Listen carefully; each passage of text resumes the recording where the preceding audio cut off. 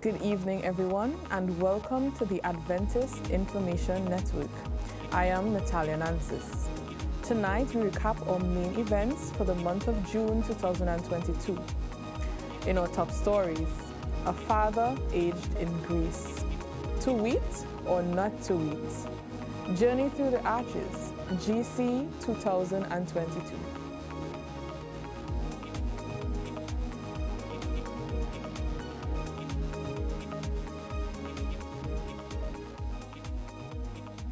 With the disruption of the global wheat supply chain, prices on the increase as demand surpassed the available supply. We are now encouraged to explore local alternatives to our daily staples in our diets. Correspondent Bianca Brebner interviews Anelia Davis, who tells us more. Good evening, viewers. Chatting with us this evening is Miss Anelia Davis of Anelia's Healthy Living. Good evening. Good evening. Hi. Good to have you with us. Okay, so let's talk about your business, the business of Anelia's Healthy Living. What is this business all about? Okay, so Anelia's Healthy Living is all about taking local produce and provide alternative flour for persons who are suffering with gluten intolerance and celiac disease and etc. Okay, right. So you said using alternative flour, right? We know that everyone Yeah. is up in arms with the increase in the prices of flour, right? Yeah. In terms of your business, what would have brought the initiative for you to start this business? My business started in 2019. It was a UTT final year project that I did, and it received a good feedback from my lecturers, and it was chosen to be represented in Dominica. So from that, when I came back home, I decided to go into that business. Of course, with no job opportunity. So I Okay, created so my in terms of the alternative, what are the alternative that you use to make these flour? the produce I use now Yeah.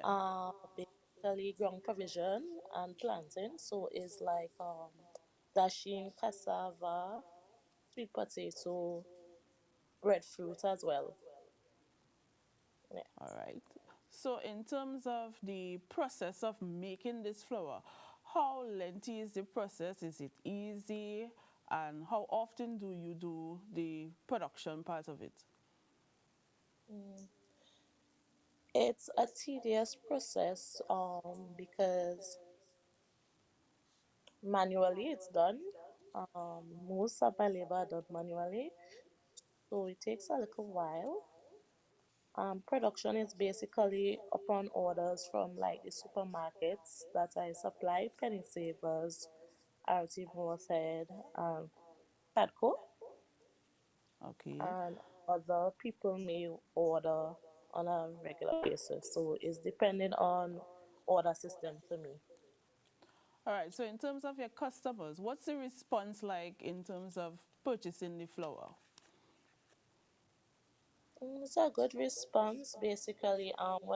Now everybody is more interested since the flower have raised, so they are seeking other options and stuff like that. So it's been a positive feedback from my business since all of this raising with flower. And what is the main seller one? Is it the sweet potato, the cassava, or the plantain? Which The one is the cassava main is seller? the main one. Say again? Yeah, the cassava. The cassava is the main seller. Yeah.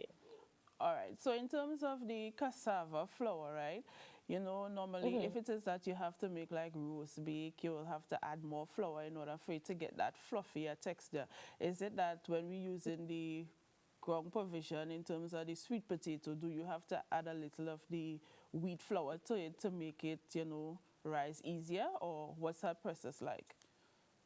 Well, it's basically up to the person. Well, persons who suffer with gluten problems and stuff like precursor and fibroids and stuff, they don't use the wheat flour and Mm-hmm. stuff like that. So they use like stuff like psyllium, hops, and xanthan gum to make their stuff, Okay. rather than adding the white and the wheat flour. So, besides the roast bake, I know that you said you use it to bake pastries and cake, right? In terms of the black cake, what's that process Mhm. like? And is it that you have like recipes in terms of helping persons use the flour? Yes, definitely. Well, most of the when I started the flour, most of the stuff, the recipe that I first did, I wouldn't tell a lie, was a black cake because everybody loved their black cake, and it was around Christmas time. So, which Was the one of the final year flour you would project. have used? That would have been cassava first. I started off with. But Okay, then as time progressed and I have been experimenting with the flour, I noticed like the cassava and the sweet potato combined makes a really good black cake. And some of my customers could attest to this because they would have told me they experimented with it and asked me why I did not bring out a cassava and a sweet potato mixed there. Yeah, okay. yeah. So, in So it terms really of does make a good contacting black you, cake. Hmm. what are your platforms? Is it Facebook, Instagram, or you have Facebook WhatsApp and number? Instagram and WhatsApp. You could reach me on either. Yeah. So it's Anelia's Healthy Living on Facebook and Instagram, and number is 281-2431 WhatsApp. Okay, thank you very much. And I hope to Yeah. use one of your products in the future. Thank you again. I hope it's soon in the future. Yes, it is. All right then. Thanks. Thanks for having me. Aged in Grace. We explore the continued life of Mr. Stephen McLeod, who shares how God has blessed him. He uses these blessings to have a positive impact on his immediate family and, by extension, his community. Here is Mr. Stephen McLeod, a father aged in grace at 104 years. Good afternoon, viewers. And with me this evening, as we feature the fathers, with me this afternoon is Mr. Stevenson McLeod. Mr. McLeod, tell us how you feel today. I'm not feeling I'm not feeling bad. I'm feeling good. What, fun moments you would have with these four kids? What fun. We used to go yeah, we used to fly kite. We used to go on the beach. I used to work a nice garden. As the most eldest father in the Adventist arena, what encouragement would you give to other fathers? Oh boy, that's a big question. A big answer. A big question need a big answer. No problem. The Lord is my shepherd, I shall not want. He maketh me to lie down in green pastures. He restoreth my soul. He lead me in the paths of righteousness. Yea, though I walk through the valley of the shadow of death, I will fear no evil, for thou art with me, thy rod and thy staff, they comfort me. Thou preparest a table before me in the presence of my enemies, if I have any at all, and then lead me to the rock of my salvation. Okay. Susan, tell us what is one most memorable moment or time that you would have had with your dad? Okay, well, if I remember vividly, when it was around my ninth birthday, and looking forward for something, a gift, we didn't always get a gift for our birthdays, and because the finances weren't always there to have that commodity. But on this ninth birthday of mine, my father brought home a gift for me, and when I opened it, it was a duck, a blue duck. And it was very amusing to me because, he didn't buy a dolly, he didn't buy a ball, he bought me a duck. And that was very, very amusing. But there is one thing that I can share concerning my father that relates to all of us and even the men in our communities, wherever they might be living, is that he was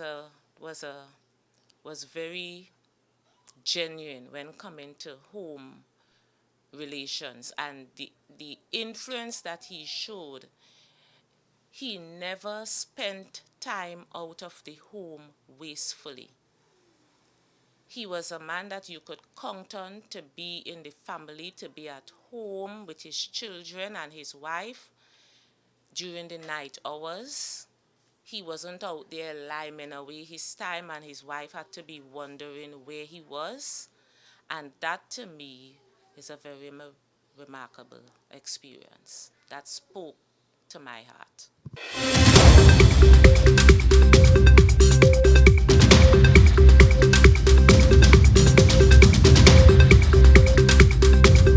This is the Adventist Information Network. This evening, we are pleased to have with us Damian Edwards, who had the privilege of attending the General Conference held from June 6th to 11, 2022 in St. Louis, Missouri. During his time there, he was able to delve into a few interviews with some of the delegates that were in attendance. Before we get into viewing some of these interviews, Damian, I'd like to ask you a few questions pertaining to your experience. That's okay? Yes. All right, so let's get right into it. So we are Adventists ourselves, Yes. right? But for our non-Adventist viewers, what is the General Conference all about? Okay.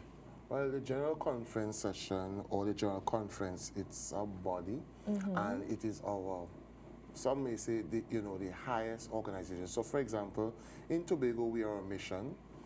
In Trinidad, they are a conference. And in the Caribbean Union, we are missions and conferences that forms the Caribbean Union. And within the Caribbean Union, it goes up to Inter-American Division. And there are many divisions around the world which comprise and make up the General Conference. Right. So from then now I could ask you, what is the purpose of the General Conference? All right, so that's a very good question. General Conference session is a global spiritual gathering and a constitutionally required business meeting that has been held every 5 years since 1970. And also its purpose, because we need to understand its purpose. Its purpose is to vote on global leadership, set the direction of the church for the next 5 years, and also fundamental beliefs and manual. Within the session in the General Conference, there are directives, there are things that are voted, and that takes place right there at that time. Okay, so it sounds like, well, from your answers, I'm hearing the excitement in your voice. So Yes. you were indeed excited to go to this event. Yes. Right. No, I want our viewers to know that I was not a delegate because our church is well structured, and so delegates are nominated, and each area. So, for example, I'm from Tobago. We had delegates. Now, Pastor Map, our mission president, he was a delegate. We also had delegates as well who were virtual because our GC session this year was hybrid, meaning that there are those who were able to go because of the COVID restrictions over. So there were those who were delegates, but they remained home, but they participated via the different social media, also via Zoom. Okay. All right. So you, as an outsider, Yes. attending the General Yes. Conference, how were you feeling being able to witness this up close? It was really, they are not words to, describe how I really feel inside. But this has been my first time. And, many individuals told me that, hey, before COVID, it used to be a massive village. Almost sometimes 80,000 people, literally from all over the world, come to be at the general conference session. And at the general conference session, besides the meeting that goes on inside, we have people from the different islands and also countries that bring their produce or their, for example, those who come from, Africa will bring their wear and their clothing and, just name it. And people look forward meeting the brethren and also getting, I don't want to say deals, but getting authentic stuff at a really reasonable price, cheap price. Oh, all right, But at this session, that was not possible. But I must say, in the prayer room, they gave away a lot of books and also even DVDs to help you with your prayer life and, those kind of stuff. Right, so they may see that you're getting, you're getting excited about the conversation, right? Yes. So, but before we go further into that, I know you had an interview with our Pastor Kern Tobias, who is the president of the Caribbean Union Conference. Yes. So we'll listen to this interview now. Okay, yeah. Good afternoon, ladies and gentlemen, and we are happy to have our very own Pastor Kern Tobias, our president of the Caribbean Union Conference. Pastor Kern, good afternoon. Good afternoon. How are you? I am so happy just to be in person, in the presence of God's children. I am so excited. Beautiful, and you have heard it from Pastor Kern. He's excited, he's elated. But I want to ask Pastor Kern some very simple question. Pastor Kern, why are you here at GC? Well, I'm here at GC in the first instance to represent the Caribbean Union Conference. We have a representative system, so by that token, I'm here to represent the entire Caribbean Union Conference. Also, I'm here because this is the General Conference. It is the most powerful deciding body of the church. And thus, here is where the major decisions are made. Here is where the decisions are made in relation to the church manual, in relation to the officers to carry on the work of God. So, why not? Wow, that is so awesome. Ladies and gentlemen, you have heard it from Pastor Kern. I just have two more questions for Pastor Kern. Pastor Kern, how do you feel being in the meetings? Were it successful? And give our viewers, our Caribbean people, a taste of being behind the scenes. Well, I spent most of my time in the nominating committee where the decisions were made as to the president, the administrators, the directors, and even the presidents of the division. So that was awesome. That was awesome. 268 persons were on the nominating committee, and there was the Spirit of God there to guide in the decisions. And now that I have the chance to hear the reports, it's just phenomenal how so many reports of God's providence, God's leading in the work of the church. And so, yes, this is exciting. It's great to be a part of this experience, to be live. It's so different from just doing it on YouTube. And I must say it has been memorable. And we are here with the energetic, effervescent Pastor Claudius Morgan. And he is here with us at the GC. It is really, really good to see him. Why are you here at the GC? Well, I'm a delegate from the Caribbean Union. I'm the delegate of the directors from the Caribbean Union. So I'm basically representing all 10 fields of the Caribbean Union. Wow. Pastor Morgan, what word of encouragement you are going to tell to our Caribbean viewers as well as our worldwide viewers about the second coming of Christ? Boy, he's coming soon, huh? Signs of the times are everywhere. And as the song says, there's a brand new feeling in the air. Keep your eyes upon the eastern sky. Lift up your heads. Redemption draweth nigh. And let me let you know that the pandemic is not the end of time. It is time of the end. Okay. It is mentioned in the Bible as pestilences. And if you know Revelation as we do, then you would know when the end of time is upon us. No one knows when Christ will come. But it behoves us to prepare now, because today you are alive, and tomorrow you are dead. Thank you very much, Pastor Morgan. You have heard it from the evangelist himself. He cannot complete this interview without giving an appeal. And I saw he would have touched your heart and allowed the Holy Spirit to lead you to the Christ names Jesus. This is Damon Edwards reporting for AIN News. Yeah, God bless you. So Damien, I saw that you bounced upon Pastor Morgan. Yes. Where was he coming from? Where were you guys? Well, I saw Pastor Morgan at the prayer room. Yes, and the prayer room, I was kind of, well, I don't want to say surprised, but it was good to know that, prayer is really considered high on the agenda at the general conference session. And so Pastor Morgan was there, and when I saw him, he was walking and browsing through because they had a lot of books and authors, on prayer and different types of prayer. And also there was a scroll about, the different things, and also countries as well, where prayer was emphasized. And there were, coordinators that made prayer interesting. Prayer is not dull. There were cushions that you could sit, you could kneel.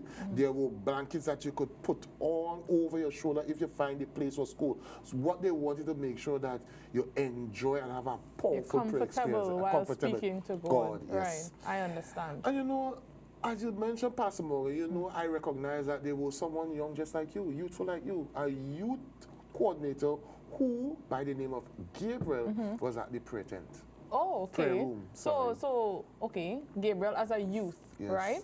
What was his purpose of being at the prayer room? What is Gabriel in charge of anything, or what was his role? Well, he was there as a volunteer, and I asked him, I said, "You sure you're here as a volunteer, or were you forced?" He said, "No, I truly volunteered, and I really appreciate. I get to meet many people from many countries, people from different diaspora," and he said he liked it. And seeing me from the Caribbean, from Trinidad and Tobago, at one time, they asked Trinidad and Tobago, I said, the West Indies, and then when I said South America, Guyana, Venezuela, I said, yes. So it was interesting. And who else I saw there too? Okay, tell the us. president of South Caribbean, Pastor Moses. He All was there right. as well. All right. Okay, so I think we have those interviews, and I think let's look at those interviews now. The interview with Pastor Moses, the president of the South Caribbean Conference, and we'll look at Gabriel. Yes. And by the songs of it, Gabriel and his prayer ministries. Yes.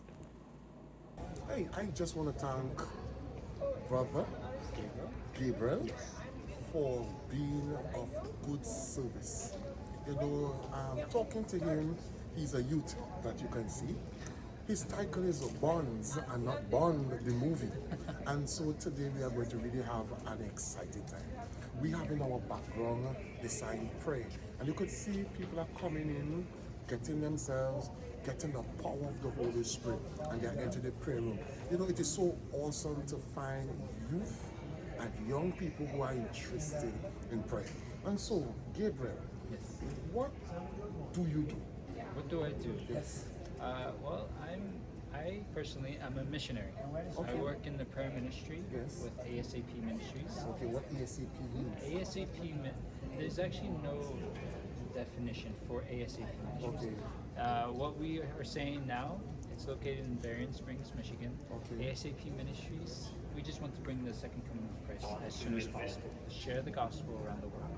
And so we work in Southeast Asia, like Thailand, Myanmar, or Burma, however you want to say it, as well as Cambodia and other coastal countries. Tell me something. In short, tell me 3 things that jumped out to you at this Jesus session. At this Jesus session. Well, first and foremost, the first one is the prayer room. Oh, yes. And so that's the one thing I enjoy, especially the singing. When we have united prayer and they're singing the songs, and when you're involved in it, it's just like you don't hear humans, you hear angels sing. Okay. And so that's one of the things that really touched my heart, as well as the prayers. And that leads me to the second one. Okay. It's actually when people come in, I meet people from all over the world. I meet people from Asia, from Africa, from Australia, from New Zealand. I meet people every part, whichever position that they have, from conference presidents to presidents of colleges. And so I meet people all over the world, and so just that fellowship, just that brotherly love, and able to pray for them. Wonderful. And the last one. And the last one I personally like is the morning devotionals that they hear at the General Conference. And it was actually a beautiful one this morning with Mary Magdalene giving her all, the 1 pound of alabaster box. And as the Bible would say, a woman's hair is her glory. And yet she is the one who's wiping Jesus' feet with her hair. She lays her glory in the dust.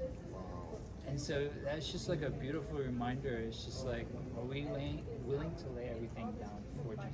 So Damien, Yes? being at the general conference, I would imagine that you met a melting pot of Yes. cultures all under one Oh, roof, yes, you right? are so So we correct. have delegates from different areas of the world, Yes. right? Because, I mean, we are a global church as Yes. Seventh-day Adventists, That's right? right. Mhm. So could you give us your experience in meeting these different cultures, you know, speaking to the different leaders of different areas? All right. 2 comes to my mind very quickly. One from the West Africa Conference, and also another one from the South Africa Conference. Those 2 individuals are amazing. Right. Okay. All right. Well, Yes. let's look at your interview with these Yes. 2 individuals, Oh, right? yes. So the leader, the stewardship director, Director, yes. right? And we have the one from. The president of the West Africa Conference. Thank you for that correction. We'll look Yes. at their interviews now. Today, we have a very exciting gentleman, a brother, and very familiar face here at the GC, and he's all the way from South Africa. We have with us today Elder Gwenya. Good morning. Good morning, How Elder. are you, Elder? We can't complain, the Lord is good. Beautiful. Elder is all the way from South Africa, and tell us, how is South Africa with the gospel? The Lord is so good. South Africa is growing, not at the rate we would love to see it. It's our country is very slow. Our people not very easily receptive to the gospel, but we are growing. At the present moment, the South African Union Conference is over 150,000 membership. Okay. Oh, very good. Now, Elder, can you state for our viewers what do you hold at the conference? What is your position? All right. Currently, I am the stewardship director, and the committee recently have assigned me also to handle Sabbath school personal ministries until next month's session. Oh, okay. Yeah. So next month, that is going to be in July, you are going to have your session. That's right. Okay, That's very right. good. That's right. What brought you here to General Conference? Well, I always look forward to General Conference sessions because you see the true picture of the church, and you are encouraged that indeed the Seventh-day Adventist Church is the remnant, is the prophetic movement that God has brought up to finish the work before we go home. Amen. Now, when I introduce you as Elder Gwenya. Can you let our viewers know what your name means in English? Okay. Ngwenya in English is crocodile. Okay. Yes, but by God's grace, you know, when you think about a crocodile, it's an ugly, cruel animal. But I'm not like the crocodile, Okay. the ngwenya that lives in the water, that devours everything.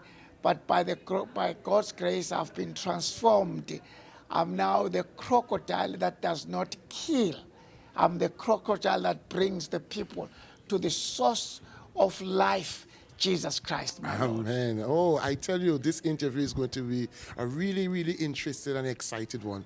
I just want Elder Gwenya to greet our viewers and also to say something in your local tongue and then interpret for us in English. Thank you so much.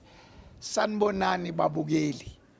ungwenya lo ukhuluma isiZulu uqhamuka kwaZulu. This is Pastor Ngwenya, and I'm from the Zulu nation, where King Shaka was the king. And I'm the Zulu boy from the land of Zululand. Thank you very much, Pastor Gwenya. It has been really a privilege interviewing, and I tell you here at the GC, we are meeting so many different people, race, creed, color, but we have one mission: to spread the gospel into all the world for this generation. I am Damon Edwards, reporting for AIN News. Damien, so continuing with the melting pot that you would have experienced, tell us a little bit more of who you met. Well, just last interview, I spoke about the Africans, but our church is so diverse. Yes, GC is, you see plenty, but after GC is finished, people of different diaspora, and I must tell you, Dr. Lachman is from India, but he's down under, meaning he is doing his ministry in Australia. Okay, all right. So we'll look at the interview with Dr. Lachman, who is down under, doing his ministry in Australia. And today, this afternoon, we have a really, really wonderful and energetic gentleman. We have with us Dr. Lachman. How has your interaction with various people from all over the world has been for you at the session? It's wonderful to see people that have known before in the past. Because I used to work at the GC and traveled with ADRA. So I know people all over the world, Adventist world. So it's good to see them again. And if I don't see them, I see them when they get a bit older. Or I see their sons or their daughters. So it's good to connect. It's an intergenerational encounter. Now, Doc, I recognize, chatting with you off air, you have something that you are doing called Wise and Gel. Can you give your audience, as well your viewing audience, some understanding of what Wise and Gel is? Well, when we say WISE, it's an abbreviation for Washington Wallen Institute for the Study of Esther. That's like one project. We combined it with the second one, GEL, which is Global English Literacy. The second part is Global English, what we call Global English Literacy.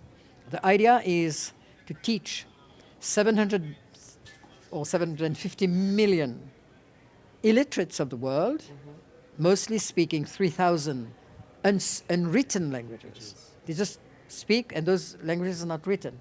At the rate we are going, translating or trying to learn their language and trying to deliver the goods, the angels' messages in their language, at the rate we are going, it will take forever.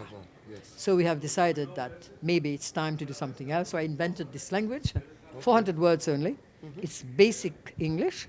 For those of you listening to me, if you speak Pidgin English or Creole English, you'll understand immediately what it is, because it's English, and it doesn't have any grammatical rules really. And you just read the English. You just read it. It's called sight reading. In other terms, you just look at the word and you learn what it means without hearing how it sounds, without doing anything else. Just reading. It's called sight reading. And you can cite, the idea is when a totally illiterate person, totally illiterate, from any language group, he looks at the pictures. There are 400 pictures or symbols that correspond to the 400 words. He knows immediately what it means. So he doesn't have to hear the word. He doesn't have to learn phonetics. He doesn't have to learn ABCD. Just look at the word, and he knows what it means. When the person captures and understands the 400 words, he goes or she goes at the end of the book, of the manual. There's a little manual. By the way, it's free. You can download it. Everything is free. Download it. Make copies. Distribute to all illiterates you can see. And you read at the end. There is the book of Mark. We translated it using only 400 words, roughly. So a person who was totally illiterate, he starts to read the story of Jesus Christ within a few days or hours. Totally illiterate to become suddenly, quote unquote, can a little bit literate, at least read English, read the language, and that's the beginning. Now, we want all Adventists all over the world, if they want to learn English, start with this one, because it takes a few hours, and then they can proceed to something higher, different, or from other sources. But that's a good way for all, that's one of our goals, all Seventh-day Adventists, regardless of culture, from the 220 countries where we are. If they all could understand English, it will really create a sense of camaraderie, of unity amongst the Adventist church worldwide. And they will themselves be trained to teach English to any illiterate in their area. And in this way, when they teach English, that's the quote-unquote the screen, the smoke screen. They teach English, but ultimately those illiterates will learn about Christ and the three angels' message for the first time. And that is it. Ladies and gentlemen viewers, you have heard it from the doc himself. We are reporting from AIN, Missouri, St. Louis. We're seeing how diverse the Seventh-day Adventist Church is, you know, especially with a meeting like the General Conference, where all of these diversities, these cultures come together under one roof for this event, right? So we're known as a very organized church. We have a great movement for Christ, right? And we know that to have these things, we must have great leaders guided by God, right? And you were able to interview two of our great leaders. This is Pastor Telemac, you know, and Pastor Ted Wilson, who is now our General Conference President. Right, so tell us a little bit about. I must say that, you know, it is so good to meet these two great leaders. One, Dr. Pastor Samuel Telemac, a son of the soil, meaning from Dominica, our Caribbean. And we know Dominica is the land of, you know, mountainous and also hot springs and also waterfalls as well. But he has been able to elevate, and he's now sitting at the Inter-American Division as the Sabbath School Director at the Inter-American Division. That is really great to hear. And tell us a little bit about Pastor Ted Wilson. Well, he is our General Conference President, Dr. Ted Wilson. I believe when we look at the interview, you will hear much more about him. All right. Well, let's take a look at those interviews involving Dr. Samuel Telemac and Dr. Ted Wilson, our GC President. We have with us Pastor Telemac, the Sabbath School Director of the Inter-American Division. We are here at the General Conference session in St. Louis. Pastor, why are you here? I'm here to attend the General Conference session, 61st General Conference session, but specifically I'm here to just pray for God's guidance in the selection of leaders who are filled with the power of the Holy Spirit and have a passion for the work. Beautiful. Now you have heard it. He's here to bring power. And with the help of the Holy Spirit, viewers as well as the physical members, they are indeed in for a treat. Pastor, can you let the membership know what is GC? The GC is an assembly of members from around the world, selective delegates from around the world, to consider the selection of leaders to serve the church for the next 5 years, and also to ratify and to confirm important policy statements and documents to govern the church for the next 5 years. It's something that occurs every 5 years. Okay, well done. Now, how does the GC influence or affect our local union called the Caribbean Union? Well, all of the decisions made at the GC would influence the Inter-American Division and by extension influence the Caribbean Union.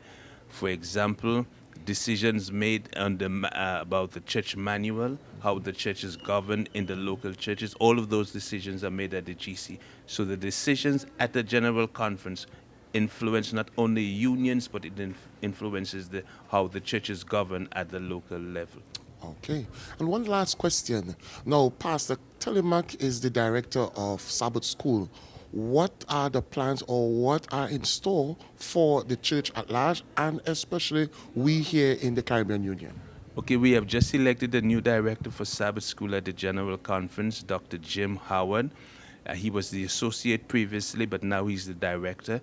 And in terms of the Sabbath School for Inter-American Division, our goal for 2022 is to train, to equip 30,000 Sabbath School teachers how to teach the Sabbath School lesson in this present context, how to teach it virtually and how to teach it in the virtual space. We have just completed in the Caribbean Union the training of all of the Sabbath School directors, and the director from Tobago, he was at the training, and now the directors will return to their conferences and missions to train all the Sabbath School teachers how to teach the Sabbath School lesson in this present environment.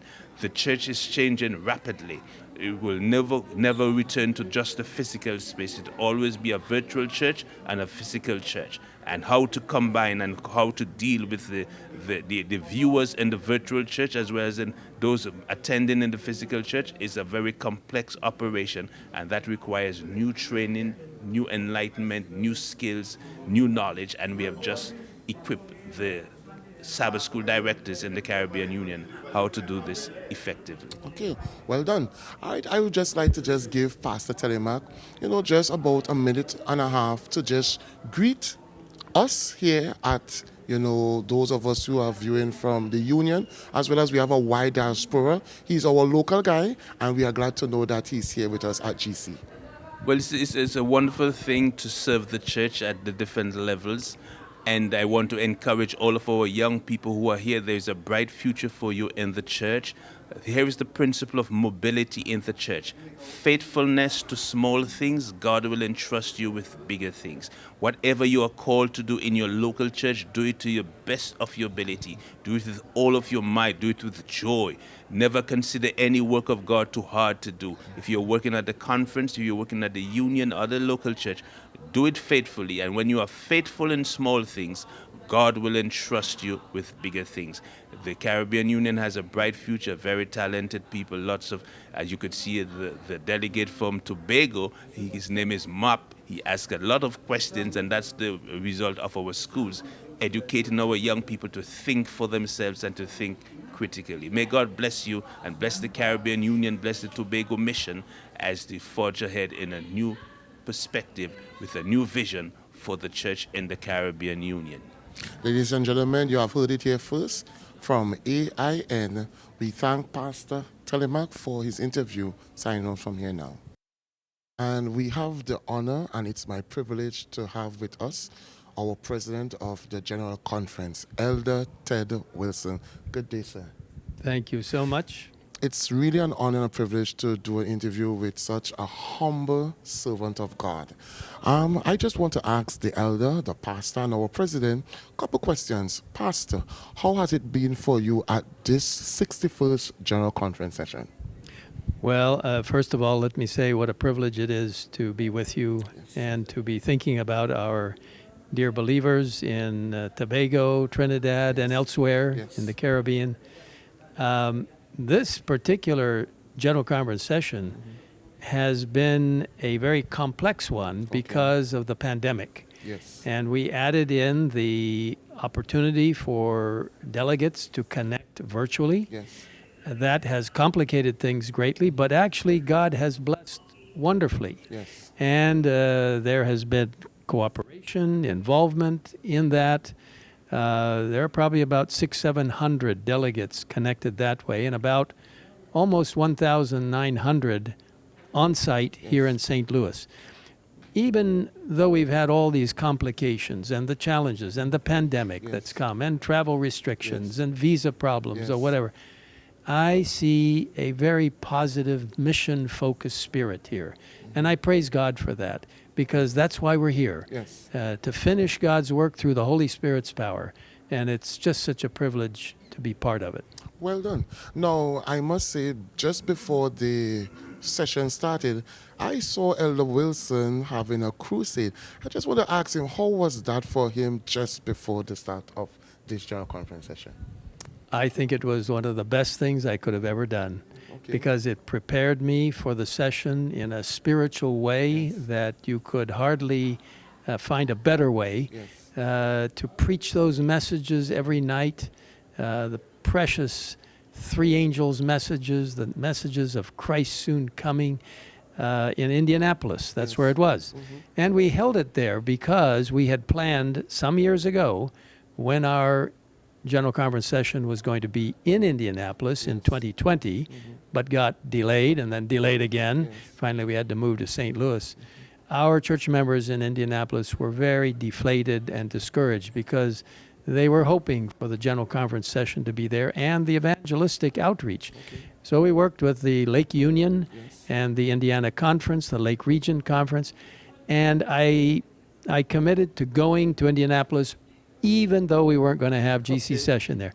It was a great experience for my wife, Nancy, and for me, and just to see hearts being melted, to be changed by the power of the Holy Spirit and the pure truth of the Bible message. There's nothing like it. And it prepared me for GC session. Okay, very well. Now, ladies and gentlemen, this has been our president. I just want to give him an opportunity to speak to you viewers, those of us who are in the Caribbean Union, those of us who are in Trinidad and Tobago.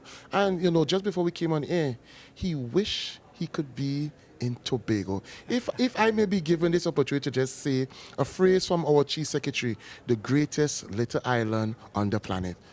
Sir, it's yours. Well, what a privilege to be able to just share a few words with you. I have a good friend in Trinidad, actually, Mahez Ragonath, and he has invited me a long time ago. You need to go to Tobago. So one of these days we might get there. If not, we'll be together in heaven, and we can enjoy the beauties of heaven because Jesus is coming very soon. That's what I believe. But what a privilege to talk to you in the Caribbean Union, the islands of the beautiful Caribbean area, and to help you realize that Jesus has a special plan just for you, a part in his final Advent movement. The proclamation of the three angels' messages of Revelation 14, the fourth angel of Revelation 18, all turning people back to the true worship of God, to help people to realize that God is our creator, to stay away from the mark of the beast and to accept the seal of God, which is the keeping of the seventh-day Sabbath, all through the power of the Holy Spirit. What an opportunity for you to say, yes, Lord, I will go. I will be part of the strategic plan to reach the world, one person at a time. The Lord wants you to be part of his plan, and he has a specific place just for you. I will be praying that you will submit every day to the Lord so that he can use you in total member involvement, everyone doing something for Jesus, because Jesus is coming soon. Maranatha. Ladies and gentlemen, we had it. Our president has said it just well. Let us all be ready for Jesus to return. I am Damon Edwards reporting for AIN News. Damien, we're seeing that you had this amazing experience being able to interview these great leaders. You went from regional, like Pastor Morgan and Pastor Kern Tobias, and then we had those, like, even up to the highest, like, our president for the General Conference, Pastor Dr. Ted Wilson, right? So could you, this great event, right? Could you elaborate on what the big culmination of this event was? Like, so many great leaders in one place, so many people coming from so many directions in the world, right? Just to witness this General Conference every 5 years, there must have been this big event to just end off everything. Could you tell us a little bit about that? I must tell you that, yes, they did. Just picture, in our local area where we have, ASI local chapter where we will have Parade of Nations. Well, at the General Conference session, they had Parade of Nations, the national flags from over 235 countries. And from Trinidad and Tobago, you want to see a national flag. Right. And I tell you, I looked and looked and looked, and then I saw our national flag. I said, yeah! Look, Trinidad and Tobago. Hey, it was really, really fun. But you know what was really interesting? is to get close up and see those people, especially from the Ukraine. They were there. People from Kazakhstan. You had people from Colombia. You had people from Russia. You had people from all over. But when I saw my national flag, it gave me a patriotic, proud, happy. Adventist from Trinidad and Tobago, right. yes. And the greatest little island on the planet. Right, yes. according to my brother. Yes. Right. So after seeing this lovely culmination, yes. right, and experiencing this big event like the General Conference, what is your takeaway from this? So what was the best experience that you had? Yes, within the whole. I will let you know.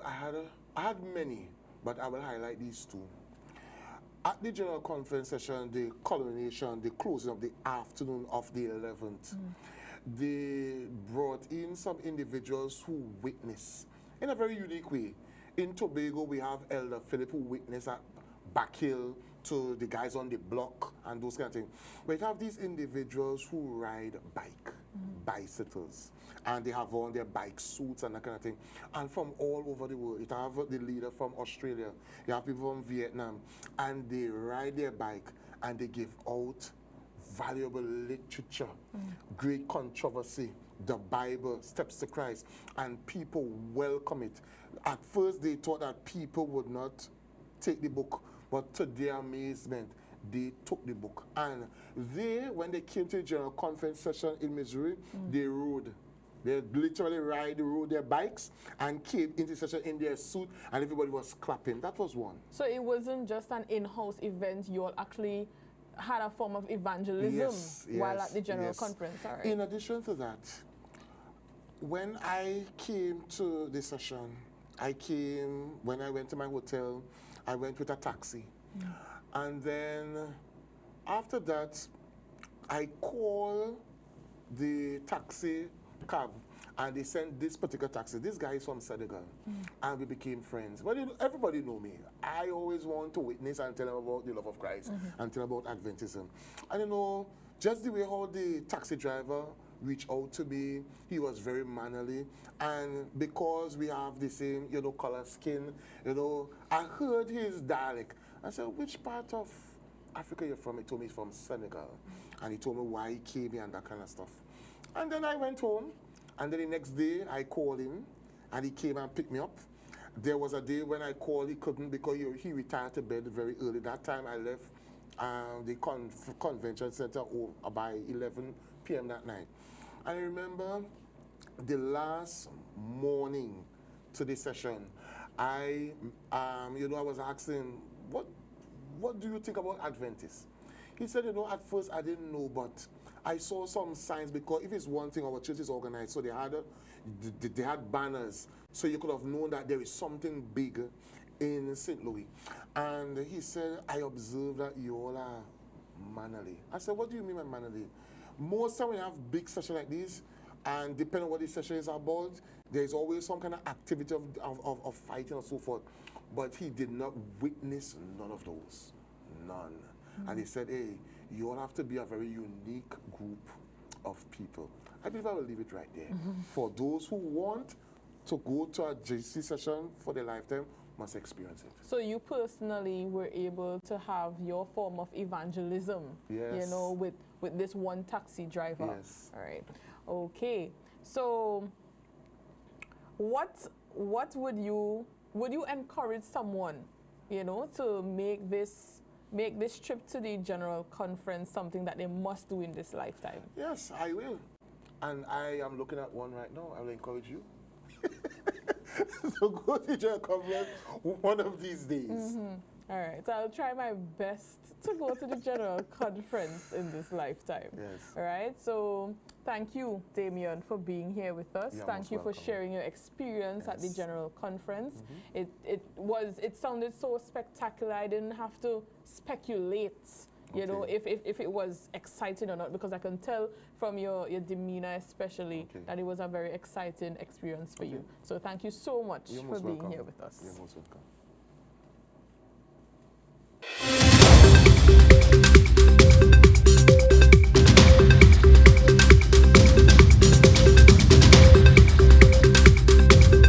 This is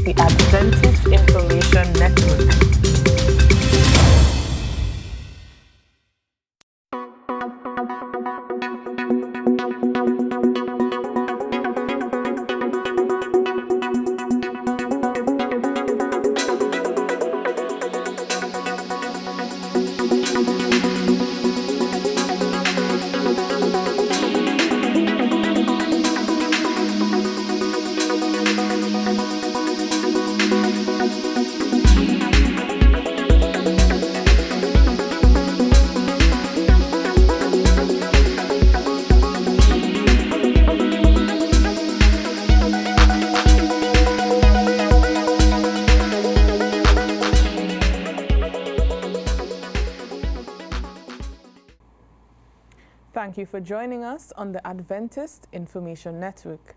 Be sure to join us on the last Thursday of every month at 7:30 p.m. I am Natalia Nancis. Do enjoy the rest of your evening.